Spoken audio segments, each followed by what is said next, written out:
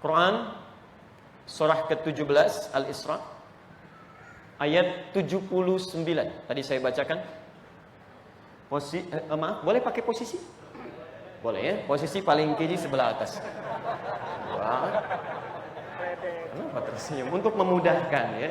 Jadi untuk memudahkan bagi yang belum tahu. Kalau sudah tahu ya sudah. Mungkin Anda beda dengan yang lainnya.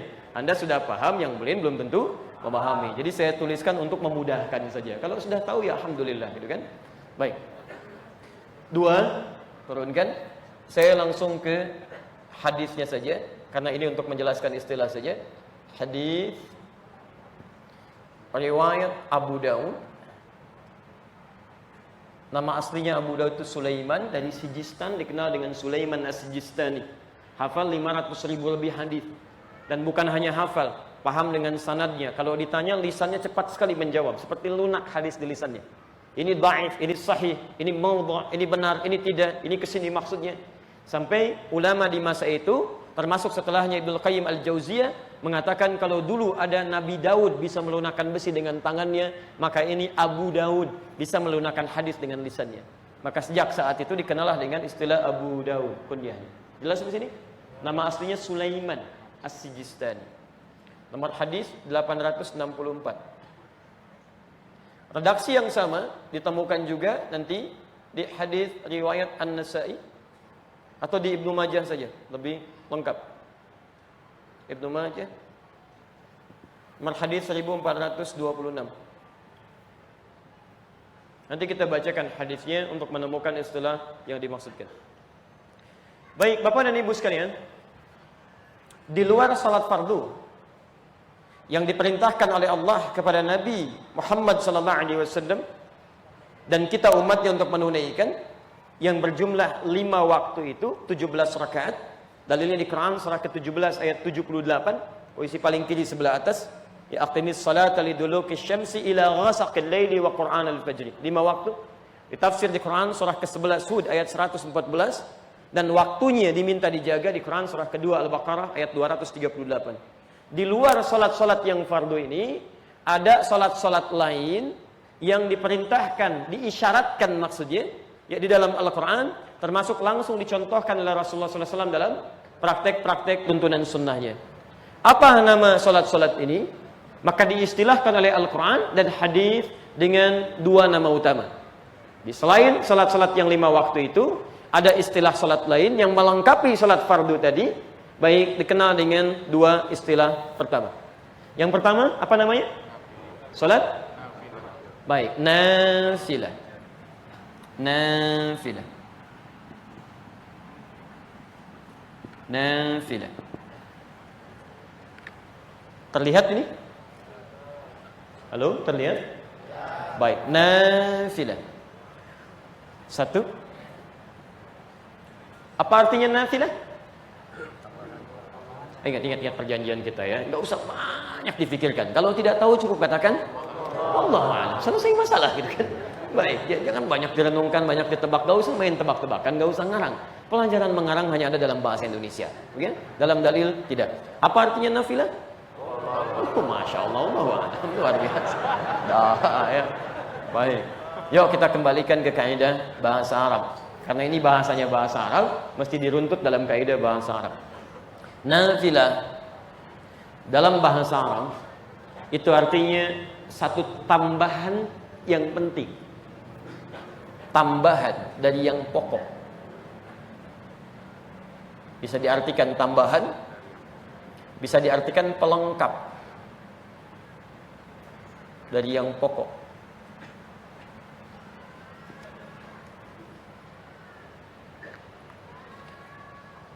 Kalau tambahan secara umum itu disebut dengan zaidah. Zaidatun, tambahan. Zaidah. Ini masih umum. Mau penting, mau tidak penting, berpengaruh atau tidak, itu zaidah secara umum. Tapi kalau tambahan ini, ya maaf, sekalipun misalnya kalau tidak ada, cukup tidak ada masalah, misal ya, cukup ya, tapi adanya itu lebih penting dibandingkan tidak adanya. Seakan-akan tidak komplit ya, seakan-akan tidak komplit, sangat dibutuhkan, walaupun sifatnya hanya tambahan. jika ada satu tambahan masuk kepada yang pokok dan sangat menentukan dengan tambahan ini, ya, dinilai sebagai sesuatu pelengkap, maka kalimatnya berubah dari zaidah menjadi nafilah. Saya beri contoh, ekor binatang dalam bahasa Arab itu juga disebut dengan nafilah. Misal sapi punya ekor, ekornya disebut dengan nafilah. Baik, saya tanya pada antum, kalau sapi nggak ada ekornya, masih bisa hidup nggak? Masih disebut sapi nggak? Enak mana lihat sapi pakai ekor dengan lihat sapi tanpa ekor? Lihat sapi dengan ekornya. Maka kenapa ekor disebut dengan nafilah? Karena tambahan ekor ini juga memberikan kelengkapan kepada sapi yang dimaksudkan. Seakan-akan kalau nggak ada ekornya nggak enak ngelihatnya gitu. Jelas ya? Ada yang kurang rasanya. Sekalipun nggak pakai ekor pun nggak ada masalah sebetulnya. Jelas sampai sini? Baik, ini disebut dengan nafilah. Maka penamaan ini yang ingin saya terangkan.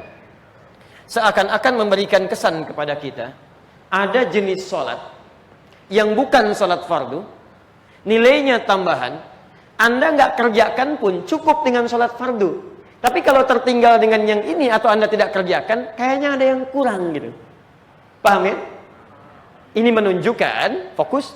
Kalau ada kalimat dalam syariat istilahnya menggunakan bentuk seperti ini, maka dalam ibadah yang dimaksudkan ada sesuatu yang penting, yang seakan-akan kalau bisa kerjakan gitu. Kalau bisa kerjakan. Makanya dalam istilah akhlak disebutkan dikerjakan mendapat pahala, kalau tertinggalkan bahkan sengaja ditinggalkan Anda rugi. Dosa sih enggak, cuman rugi karena ada sesuatu yang penting di sini yang seharusnya bisa kita raih. Jelas di sini? Baik, alhamdulillah. Satu, saya ulang. Kenapa disebut dengan nafilah nama salatnya, bukan zaidah atau bukan yang lainnya? Seakan-akan di sini Allah ingin mengisyaratkan bahwa salat ini sekalipun hukumnya bukan fardu, kalau Anda tidak tunaikan pun tidak berdosa, tapi mengandung nilai-nilai yang sangat penting, melengkapi salat fardu kita yang kalau tidak kita lakukan ada sesuatu yang rugi tidak kita dapatkan. Jelas sampai sini? Saya ulang, jelas? Alhamdulillah. Kalau jelas, saya tidak akan ulangi lagi. Ya, karena ini yang paling penting. Umumnya dalam taklim saya tanyakan, jelas ya. Makanya setelah taklim semua jamaah taklim gak ada masalah. Ya, yang tidak jelas itu, yang tidak ikutan taklim ngelihat sepotong-sepotong lalu dikomentarin. Nah, itu yang bikin gak jelas ya. Ya, lihat sini. Sudah ya, kita kembali ke sini. Ya. Fokus. Sekarang jangan berhenti sampai sini. Kalau Anda hanya berhenti sampai sini, Anda tidak akan temukan esensinya. Lalu kita tanyakan, turunkan dulu. Ini satu udah kita ambil, kita turunkan ini sedikit. Lalu apa sebetulnya yang penting di sholat nafilah ini? Saya ulang, apa sebetulnya yang penting di sholat nafilah ini sehingga diistilahkan dengan nama nafilah? Ada sesuatu yang melengkapi sholat fardu yang sedapat mungkin jangan ditinggalkan. Rahasianya bisa Anda temukan di hadis riwayat Abu Daud nomor hadis 864 dan di Ibnu Majah nomor hadis 1426. Dua-duanya memiliki substansi dan redaksi yang sama. Baik, kita bacakan hadisnya, kita turunkan maknanya. Boleh saya hapus sebagian? Jazakallah khair. Alhamdulillah. Jazakallah khair. Baik, cukup sampai situ Pak ya. Boleh saya tulis lagi nafilah? Nafilah.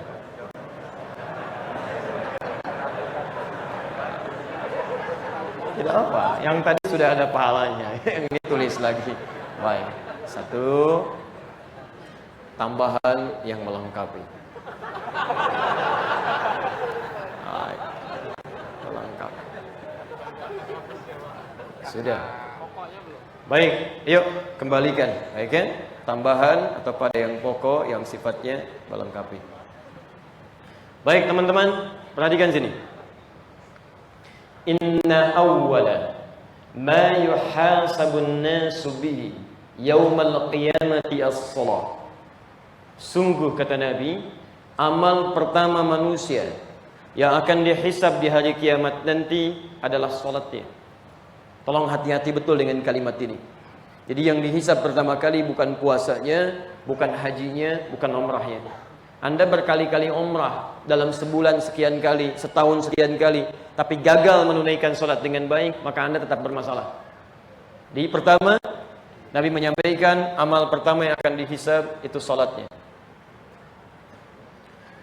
Fayaqulu Rabbuna Jalla wa Ala, maka berfirman Allah Subhanahu wa taala li malaikati, kepada para malaikatnya, wallahu a'lam. Disebutkan dalam redaksi wallahu a'lam seperti apa nanti firman-Nya. Tapi Nabi meneruskan, lihat kalimatnya. Unzuru ila salati 'abdi. Perhatikanlah salat hamba-Ku. Lihat kalimatnya, perhatikanlah salat hamba-Ku. Idza atammaha am naqasaha. Apakah disempurnakan olehnya atau kurang dia dalam menunaikannya? Jadi ada yang menunaikan salat-salatnya dengan baik, ada yang menunaikan salatnya kurang khusyuk dalam mengerjakannya. Ini yang dimaksudkan salat fardu. Jadi yang 5 waktu itu ada yang benar-benar mengerjakannya dengan khusyuk, tidak sedikit yang tidak khusyuk dalam mengerjakannya. Kalau dalam bahasa Nabi, bahkan ada orang yang ketika salat, mohon maaf, sampai tidak sadar berapa rakaat sedang menunaikan salatnya. Ada di antaranya. Nah, sekarang perhatikan. Fa in atammaha, ini hadis qudsi.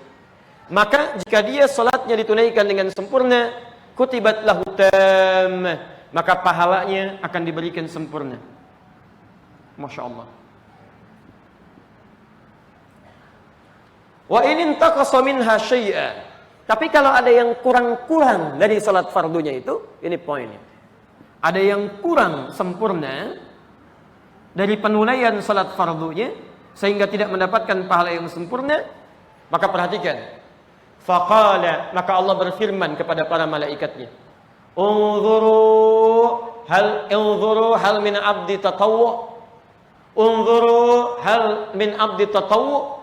Dalam bahasa yang lain, unzuru hal lahu min tatawwu.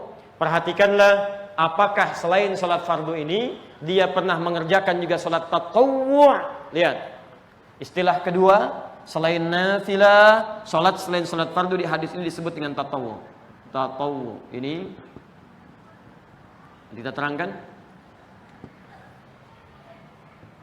Sudah? Taib. Sekarang perhatikan. Ketika diminta, lihatlah apakah di hambaku ini pernah mengerjakan salat tatawwu. Yang dimaksud salat tatawwu ini nama lain dari nafilah. Nama lain dari nafilah. Maka jika dia pernah mengerjakannya, salat nafilah ini yang disebut dengan tatawwu tadi, maka diperintahkan oleh Allah Subhanahu wa taala, tambahkan ala fardhatihi, zid ala fardhatihi, tambahkan, sempurnakan kepada salat fardu yang ia telah tunaikan itu min tatawwu'ihi. Di antara manfaatnya langsung disampaikan di hadis qudsi, diterangkan oleh Rasulullah sallallahu alaihi wasallam, di antara manfaat salat nafilah ini, manfaat pertamanya adalah satu, menyempurnakan kekurangan yang pernah dilakukan dalam salat fardu. Karena itulah kenapa disebut dengan nafilah, tambahan dari pelengkap yang pokok, yang seakan-akan kalau tidak dikerjakan rugi Anda di situ. Apa rahasianya? Jawaban dari Nabi sallallahu alaihi wasallam salah satunya adalah karena pahala salat nafilah ini nanti akan dijadikan oleh Allah Subhanahu wa taala sebagai penyempurna pahala salat fardu kita yang kurang. Saya mau tanya sebentar. Anda salat subuh berapa rakaat? Baik. Subuh 2 rakaat. Ini yang paling minim. Saya mau tanya, bisa menjamin nggak dalam 2 rakaat ini Anda bisa khusyuk? Belum tentu. Rakaat pertama bisa iya. Rakaat kedua bisa muncul sesuatu yang mengganggu kekhusyuan Anda. Apa saja bisa terjadi. Lalu pertanyaannya adalah, ketika Anda yang 2 rakaat saja belum tentu khusyuk, apalagi yang 3 rakaat seperti maghrib, 4 rakaat seperti isya, seperti zuhur, seperti asar. Pertanyaannya, bagaimana cara menutupnya? Sekarang Allah Subhanahu wa taala, Nabi sallallahu alaihi wasallam diterangkan kemudian menawarkan satu amalan langsung yang jika Anda mengerjakannya, maka ini akan menutup kekurangan-kekurangan dari pahala salat fardu kita. Inilah alasannya kenapa disebut dengan nafilah. Maka orang yang punya kesempatan mengerjakannya tapi meninggalkannya, maka rugi dia. Jelas ke sini? Baik. Jadi ini kenapa disebut dengan nafilah, dan ini diantara rahasianya. Paham? Alhamdulillah. Teruskan. Tahan sebentar. Nah, sekarang perhatikan. Lihat sini. Bismillah. Nama pertama. Saya simpulkan teman-teman sekalian, nama sholatnya selain sholat fardu disebut dengan apa? Nafilah. Satu. Disebut nafilah berarti tambahan pada yang pokok yang melengkapi sesuatu yang kurang. Dipilih nafilah untuk memberikan kesan bahwa sholat ini sekalipun nilainya bukan termasuk fardu, tapi begitu penting seakan-akan kalau ditinggalkan rugi kita tidak mendapatkan bagiannya. Nah, jamaknya disebut dengan nawafil. Nawafil. Pelan-pelan. Nanti kita lihat begitu masuk ke ragamnya, apakah cuma satu sholat ataukah banyak sholat. Kalau satu sholat cukup disebut dengan nafilah, kalau banyak sholat disebut dengan nawafil. Jadi kalau Anda misalnya buka kitab fiqih, menemukan misalnya babun nafilah, mungkin yang dimaksud cuma satu sholat saja. Tapi kalau Anda temukan babun nawafil, maka yang dimaksud adalah sholat-sholat selain sholat fardu yang ragamnya bisa cukup banyak, lebih daripada satu sholat. Jelas di sini? Baik. Ustaz, apa dalilnya disebut dengan nafilah? Firman Allah Subhanahu wa taala di Quran surah 17 ayat 79. Ketika Allah menerangkan tentang tahajud, menyebutkan tentang keutamaannya, maka salat tahajud ini selain salat fardu disebut dengan nama nafilah. Wa minal laili fatahajjad bihi nafilah. Ingin menunjukkan pesan bahwa salat tahajud bagian dari salat yang bukan fardu, tapi kalau Anda tidak menunaikannya, maka Anda kehilangan pahala-pahala yang cukup besar di dalamnya. Jelas? Alhamdulillah. 2.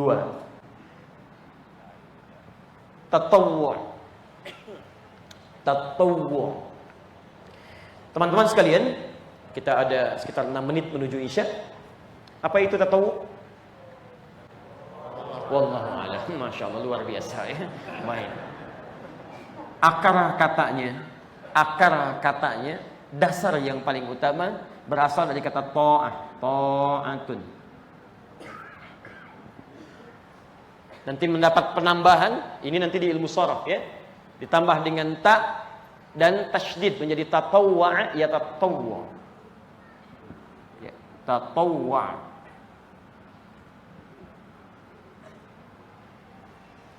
Sekarang perhatikan, saya mau turunkan dulu dari ragam ilmu bahasa ya. Nanti ini menjadi penting sekaligus untuk memahami dasar kebahasaan.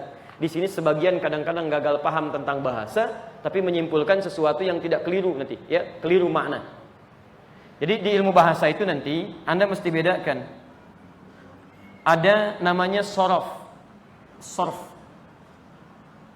derivasi kata. Cabangnya ada 12. Ini nanti hanya untuk merubah makna saja, makna secara umum. Ya, misal jalasa itu duduk, yajlis akan duduk, jalis orang yang duduk, ijlis duduklah, itu sharaf. Tapi kalau Anda ingin memahami lagi lebih dalam, ya, kaitan-kaitan pertukaran kata, misal jalasa hurufnya ada 3, jim, lam, sin. Kalau Anda ingin tukar lamnya dikedepankan, jimnya kedua, apakah maknanya berubah atau tidak?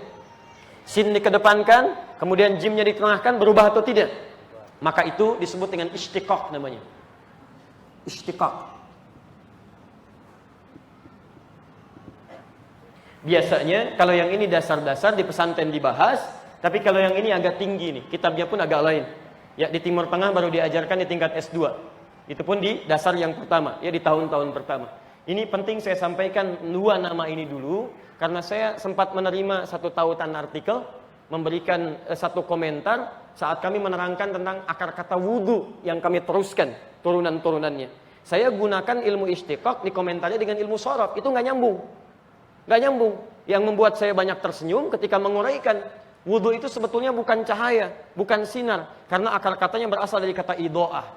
Al-wudu'u lughatan al-idoatu. Kalau Anda benar-benar belajar ilmu sharaf, Anda akan turunkan al-idoah itu turunan katanya berasal dari kata adoa. Adoa yudhi'u idoatan. Kalau Anda cari di ilmu sharaf, diterjemahkan di kamus, adoa itu yang menyinari, dari sinar. Yang paling aneh adalah, ini kan asal katanya doa katanya. Doa. Demi Allah saya katakan, kalau Anda benar-benar belajar ilmu sorof dan lulus di pelajaran ini kalimat tidak akan muncul. Karena doa ini di ilmu illah, di ilmu sorof, asalnya dari waw, doa, tapi ini tidak bisa kemudian menerima harakat, diganti jadi alif begini, doa di babul illat. Maka dari sini nanti muncul masdar dari kata doa ini menjadi dau'un. Doa yadhi'u dau'an. Dari kata do mendapat penambahan waw menjadi wudu'un. Ini yang jadi persoalan. Kadang-kadang kita menyampaikan materi tinggi yang kita sederhanakan, dikomentari dengan dasar ilmu yang lebih rendah. Ini yang menjadikan tidak nyambung. Paham sampai sini? Nah, kadang dalam beberapa hal saya ingin sampaikan, kalau dasar ilmu kita belum ke sana dan Anda belum paham, tanyakan dulu. Jangan langsung Anda tuliskan, kemudian nampaklah bahwa Anda itu belum tahu sebetulnya. Jelas sampai sini? Ah, ini nggak ada hubungan dengan yang lain, cuma kasih contoh aja gitu kan. Anda aja jadi bingung gitu kan. Baik. Seperti kita belajar Alfiyah Ibnu Malik 1000 bait, dikomentari dengan Jurumiyah, nggak akan nyambung. Jurumiyah itu pelajaran anak SD. Al-kalamu huwa lafdzul mufidu bil wad'i wa aqsamu thalathatun ismun wa fi'lun wa harfun. Anda ingin komentari Alfiyah tingkat yang paling tinggi. Kalamun lafdzun mufidun kastaqim wa ismun wa fi'lun thumma harfun lil kalim wa hiduhu kalimatun wal qawlu am wa kalimatun biya kalamun qad yu'am. Itu enggak akan nyambung. Seperti anak SD mengomentari anak-anak S2, itu enggak akan nyambung dasarnya di sini. Paham sampai sini? Apa hubungan dengan ini sekarang? Sekarang kita terangkan. Nah, tatawu berasal dari kata ta'ah. Ini dasar ilmu sharafnya. Secara bahasa, derivasi kata ini menunjukkan arti bentuk ketaatan. Jadi bahasa Indonesia, kepatuhan, taat, patuh.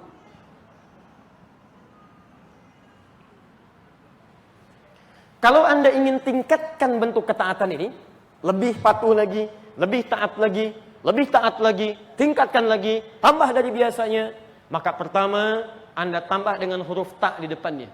Ta. Plus ta. Tapi kalau Anda bukan sekedar nambah, karena ada yang cuma nambah tapi nggak serius mengerjakannya. Cepat-cepat selesai bubar, selesai bubar. Tapi Anda ingin serius mengerjakannya, ingin sempurna dalam melakukannya, maka ditambahkan tasydid di antara hurufnya. Baik, tambah tasydid, kembalikan ke huruf asal, tambahkan dengan tasydid. Karena ini asalnya dari waw, maka dikembalikan kepada waw, tambahkan dengan ta di depannya, begini, ta-ta, kemudian dikembalikan ke waw begini, diberikan tasydid di atasnya. Dari ta'a menjadi tatawwa, mengandung arti kepatuhan atau ketaatan yang bertambah dari biasanya dan serius dalam mengerjakannya. Kenapa sholat nafilah di hadis tadi disebut dengan tatawu? Salah satu maknanya, orang yang mengerjakan sholat nafilah menunjukkan ketaatannya, kepatuhannya kepada Allah bertambah dari orang-orang yang rata-ratanya mengerjakan sholat fardu saja. Yang kedua, orang kalau ingin mengerjakan nafilah, tidak cukup dengan sekedar mengerjakan saja, tapi kerjakan secara serius supaya pahalanya diberikan maksimal di dalamnya. Paham sampai sini? Jelas insya Allah? Baik, untuk sementara kita cukupkan dulu untuk persiapan menunaikan salat Isya berjamaah. Setelah itu baru kita perdalam untuk ragam bahasannya. Subhanakallahumma bihamdika asyhadu an la ilaha illa anta astaghfiruka wa atubu ilaik. Assalamualaikum warahmatullahi wabarakatuh. Waalaikumsalam.